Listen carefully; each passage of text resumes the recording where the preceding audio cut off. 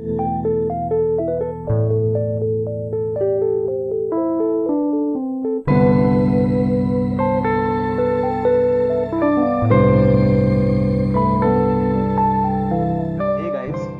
To knowledge atom. पढ़ते हैं human brain के बारे में। ह्यूमन ब्रेन के कितने पार्ट्स होते हैं और उसकी क्या फंक्शनिंग होती है अलग अलग पार्ट्स की, उसके बारे में पढ़ते हैं। So let's start. तो देखिए, ब्रेन जो होता है मेन कोऑर्डिनेटिंग सेंटर होता है बॉडी का, यानी कि ब्रेन के थ्रू ही हमारी पूरी बॉडी कोऑर्डिनेट होती है, यानी कि ये सेंटर है कोऑर्डिनेट का। यानी कोऑर्डिनेट यानी कि यहाँ से ही कंट्रोल होता है हमारी पूरी बॉडी का। यानी कि यूँ समझ लीजिए कि एक कमरे के अंदर अगर कोई कंट्रोल सिस्टम है जाके हम जहाँ से हम पंखा चला सकते हैं, गेट खोल सकते हैं, उसी प्रकार हमारे बॉडी के अंदर एक ब्रेन होता है जिससे हमारी पूरी बॉडी कोऑर्डिनेट होती है, कंट्रोल होती है। तो देखिए, ब्रेन के 3 पार्ट होते हैं। पहला है फोर ब्रेन, उसके बाद होता है mid brain, then hind brain. One by one करके हम इसको समझते हैं। फोर ब्रेन, फोर ब्रेन हमारी बॉडी का मोस्ट कॉम्प्लेक्स पार्ट है, या यूं कह लीजिए कि स्पेशलाइज्ड पार्ट है हमारी ब्रेन में। और ये किससे बना होता है? सेरेब्रम से। अब बात करते हैं इसकी फंक्शनिंग की। तो इसकी फंक्शनिंग यानी इसके क्या वर्क है। तो देखिए, पहला है सोचने का काम। उसके बाद ये करता है कंट्रोल किसको? वॉलेंट्री एक्शन को। वॉलेंट्री एक्शन मीन्स ऐसे एक्शन जिसको हम कंट्रोल कर सकते हैं, जैसे कि पेन उठाना, वाटर बॉटल उठाना, या फिर वॉकिंग। ये क्या है? वॉलेंट्री एक्शन है जिसको हम कंट्रोल कर सकते हैं, यानी हम चाहे तो वो उस एक्शन को कर भी सकते हैं और नहीं भी कर सकते हैं। उसके बाद बारी आती है कि जो फोर ब्रेन है एक बहुत ही अच्छा स्टोरेज सिस्टम है हमारी बॉडी का। अगर हम कोई बुक से स्टोरी पढ़ते हैं या फिर हमारे साथ कोई इंसिडेंट होता है तो उसको ये काफ़ी दिन तक स्टोर करके रखता है, यानी कि एक मेमोरी है। और फोर्थ इसका वर्क है कि करता है, रिसीव करता है सेंसरी इम्पल्सेस को। हमारे बॉडी जितने भी डिफरेंट बॉडी पार्ट्स से जितने भी सेंसर होते हैं, उसको क्या करता है? रिसीव करता है और स्टोर करता है, या फिर उसको आगे प्रोसीड करने के लिए, फर्दर उस पर एक्शन करने के लिए उसको स्टोर करता है फोर ब्रेन। जैसे कि अगर हमें हाथों पे कोई टच करता है तो वो सेंसरी इम्पल्स क्या करेगा? उस डिफरेंट बॉडी पार्ट से, जैसे कि हाथ से हमारे कोई टच करता है तो हाथ से उस सेंसरी इम्पल्स को हमारे फोर ब्रेन तक पहुंचाता है। उसके बाद क्या करता है, ये जो भी हमें भूख लगती है तो कहाँ से हमें पता लगता है? तो वो भी फोर ब्रेन की वजह से ही पता लगता है, राइट। मिड ब्रेन ये कंट्रोल करता है, यानी कि मिड ब्रेन होता क्या है? जो हमारी ब्रेन का मिडल पार्ट होता है उसको बोलते हैं मिड ब्रेन। तो ये क्या कंट्रोल करता है? इनवॉलेंट्री एक्शन को, जिसपे हमारा कोई भी कंट्रोल नहीं होता, उसको हम क्या कहते हैं? इनवॉलेंट्री। वॉलेंट्री एक्शन वो होते हैं जिसपे हमारा कंट्रोल होता है। तो देखिए, इनवॉलेंट्री एक्शन जैसे कि हमारी जो आईज के अंदर पिपिल होता है उसके साइज को इंक्रीज या डिक्रीज करना, वो मिड ब्रेन के थ्रू होता है, राइट। और ये क्या दूसरा कंट्रोल करता है? रिफ्लेक्स एक्शन या फिर रिफ्लेक्स मूवमेंट को। हमारी जो हेड में होने वाली रिफ्लेक्स, यानी अचानक से कोई भी मूवमेंट होती है, सपोज हमारी और कोई बॉल थ्रो करता है तो क्या होगा? हम अपनी अपने हेड को एकदम से मूव करेंगे, तो ये कहाँ से कंट्रोल होगा? मिड ब्रेन के थ्रू। अपनी नेक को, अपने ट्रंक को मूव करना, ये सारा कंट्रोल कहाँ से होता है? मिड ब्रेन से। अब बात करते हैं हिंड ब्रेन, यानी कि जो बैक साइड की तरफ होता है, राइट। तो इसके 3 पार्ट होते हैं, cerebellum, medulla and pons. One by one करके डिस्कस करते हैं। देखिए, सेरेबेलम ये क्या करता है? हमारे जो पोस्चर है ना हमारी पूरी बॉडी का, उसको बैलेंस करके रखता है। और वॉलेंट्री एक्शन जैसे कि पेन पिकिंग या फिर बोतल को पिक करना, सेल फोन को पिक करना, इसी के द्वारा कंट्रोल होता है सेरेबेलम के थ्रू। अब बात करते हैं मेडुला। ये कंट्रोल करता है इनवॉलेंट्री एक्शन को, जैसे कि ब्लड प्रेशर्स, राइट। ये ब्लड प्रेशर इनवॉलेंट्री क्यों है? क्योंकि आप नहीं, आपके हाथ में ये इसका कंट्रोल नहीं है कि आप जब चाहो अपने ब्लड प्रेशर को हाई कर लो या फिर लो कर लो या फिर एकदम कांस्टेंट रखो, सेचुरेट रखो, राइट। तो ये कहाँ से कंट्रोल होता है? मेडुला के थ्रू। और ये डायरेक्ट आता भी है हमारे क्वेश्चन में, मोस्ट इंपॉर्टेंट पार्ट है ये, सेरेबेलम, मेडुला एंड पोन्स। तो ये सेलिवेशन को भी एंड वोमिटिंग को भी यहीं से होता है कंट्रोल, मेडुला के थ्रू।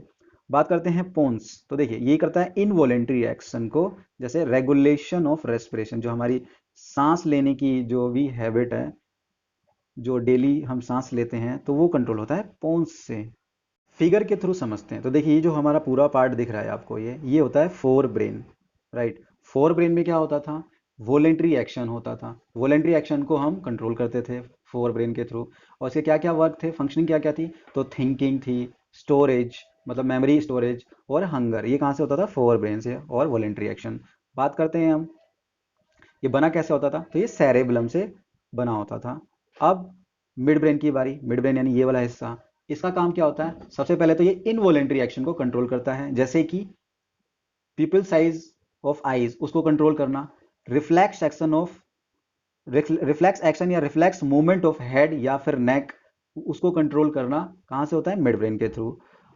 और हिंड ब्रेन, हिंड ब्रेन में हमें मेन ये तीन याद रखने हैं, सेरेबलम, मेडुला एंड पोन्स। तो देखिए तीनों में क्या है, जो सेरेबलम है ये करता है वॉलेंट्री एक्शन, बाकी ये दोनों करते हैं इनवॉलेंट्री एक्शन को कंट्रोल। तो सेरेबलम जो वॉलेंट्री एक्शन को कंट्रोल करता है उसमें क्या है, जैसे कि हमारी बॉडी के पोस्चर को बैलेंस करना, राइट। और मेडुला क्या करता है, ब्लड प्रेशर को और वॉमिटिंग को डिटेक्ट करना या फिर उसको कंट्रोल करना मेडुला के थ्रू होता है। और तीसरा है पोन्स, पोन्स से क्या कंट्रोल होता है, यानी कि ये भी इनवॉलेंट्री है, पोन्स और मेडुला दोनों क्या है, इनवॉलेंट्री है। तो पोन्स में होता है रेस्पिरेशन, जो हमारी जो श्वसन क्रिया हम सांस लेते हैं वो कहाँ से कंट्रोल होता है, तो पोन्स से कंट्रोल होता है। देखिए कोऑर्डिनेशन कैसे होता है नर्व्स एंड मसल्स टिश्यू के बीच में, तो देखिए सबसे पहले स्टिमुलस होता है सेंस ऑर्गन के थ्रू, जैसे कि स्टिमुलस यानी कि हीट या कोल्ड हमारे सेंस ऑर्गन है, जैसे कि हमारी स्किन से, स्किन के कांटेक्ट में आते हैं, तो स्किन में कौन से रिसेप्टर्स होते हैं, तो वहाँ होता है थर्मो रिसेप्टर, थर्मो यानी हीट या मतलब टेम्परेचर को डिटेक्ट करने वाला। उसके बाद ये क्या करते हैं, सेंसरी नर्व में जाते हैं, सेंसरी नर्व यानी कि सेंट्रल नर्वस सिस्टम, वहाँ पे क्या होता है, इंफॉर्मेशन रिसीव होती है, उसको प्रोसीड करना होता है, फिर वहाँ पे डिसीजन लिया जाता है, उसके बाद रिस्पॉन्ड करता है, मतलब रिस्पॉन्ड क्या करना है उसको जनरेट करता है उसको, फिर उसको आगे ये फर्दर प्रोसीड करता है मोटर नर्व के थ्रू, जहाँ पे मसल्स के अंदर, मसल्स में क्या होगा, rearrangement of the muscle protein, वहाँ पे मसल्स का क्या होगा, रीअरेंजमेंट होगा। सपोज हमारे हाथ में कुछ गर्म टाइप का लगता है तो हम क्या करेंगे, फटाक से अपने मसल्स के थ्रू उसको हाथ को या तो हटा लेंगे, या मतलब जो भी करेंगे अपने पूरे हैंड के ऊपर, तो वहाँ पे मसल्स का रीअरेंजमेंट होगा, यानी उस प्लेस से अपने हाथ को हटाने में जो पूरा मसल्स का रीअरेंजमेंट होगा यही होगा। उसके बाद क्या होगा, मसल शॉर्टेन, यानी कि मसल शॉर्टेन यानी कि मसल छोटी होंगी या फिर रिस्पॉन्स करेंगी उसके खिलाफ। अगर सपोज हमारे पास कोई बॉल आ रही है तो हम उसको क्या करेंगे, कैच करेंगे अलग अलग एक्शन करके। तो इसी प्रकार होता है, ये पूरा पाथ फॉलो होता है, पहले सेंस ऑर्गन के थ्रू, उसके बाद सेंट्रल नर्वस सिस्टम, उसके बाद मसल्स, देन मसल उसका रिस्पॉन्स करती है, राइट। ब्रेन की प्रोडक्शन के बारे में पढ़ते हैं। तो देखिए ब्रेन जो है एक फ्लूइड से फिल्ड होता है, और जो फ्लूइड का क्या काम होता है, वो करता है शॉक को एब्जॉर्ब, यानी एक शॉक एब्जॉर्बर होता है जो कि पैक्ड होता है या फिर एनक्लोज्ड होता है, किससे, क्रेनियम से। इसी क्रेनियम को हम क्या कहते हैं, स्कल, या फिर कह लीजिए कि जो ब्रेन बॉक्स होता है उसको हम क्या कहते हैं, क्रेनियम। अब बात करते हैं स्पाइनल कॉर्ड, ये किस तरीके से सेफ रहता है हमारी बॉडी के अंदर, तो ये एनक्लोज होता है किससे, वर्टेब्रल कॉलमन से, राइट। इलेक्ट्रिक कम्युनिकेशन की लिमिटेशन के बारे में पढ़ते हैं, या फिर नर्वस सिस्टम की लिमिटेशन के बारे में पढ़ते हैं। तो पहली लिमिटेशन ये है कि इलेक्ट्रिक इम्पल्स होती हैं जो सिर्फ उन्हीं सेल्स में जाती हैं जो नर्व टिश्यू से कनेक्टेड रहती हैं, बाकी कहीं नहीं जाती। तो पहली लिमिटेशन ये है इसकी, यानी कि इसकी कमी पहली यही है, राइट। और दूसरा क्या है कि जो भी इंफॉर्मेशन जैसे जनरेट होना फिर ट्रांसमिशन होना है, इलेक्ट्रिक इम्पल्स का जनरेट होना ट्रांसमिशन होना, इसमें क्या होता है, जो सेल्स होते हैं ना उसमें, इस पूरे मैकेनिज्म में क्या लगता है, थोड़ा टाइम लगता है, राइट। ये टाइम टेकिंग वर्क है। तो इसकी वजह से जो भी मैकेनिज्म है ट्रांसमिटिंग का, जनरेटिंग का, तो ये कंटिन्यू नहीं हो पाता, वन बाय वन करके, जैसे एक इंफॉर्मेशन आई फिर जनरेट होगी फिर उस पर आगे प्रोसीड होगा, फिर दूसरी इंफॉर्मेशन, तो ये कंटिन्यू नहीं हो पाता, वन बाय वन होकर होता है। तो ये दूसरी लिमिटेशन है।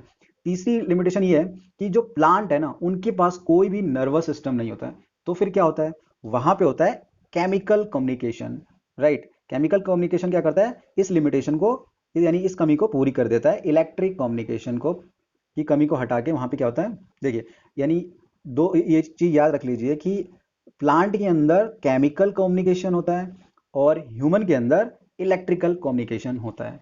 तो ये पूरा चैप्टर था ह्यूमन ब्रेन के बारे में। आई होप आपको सारी चीज़ समझ आ गई होगी। अगर कोई क्वेश्चन रहता है, कोई डाउट रहता है, तो प्लीज़ कमेंट सेक्शन में पूछ सकते हैं, आपका हमेशा वहाँ पे वेलकम है। Thank you so much for watching this lesson.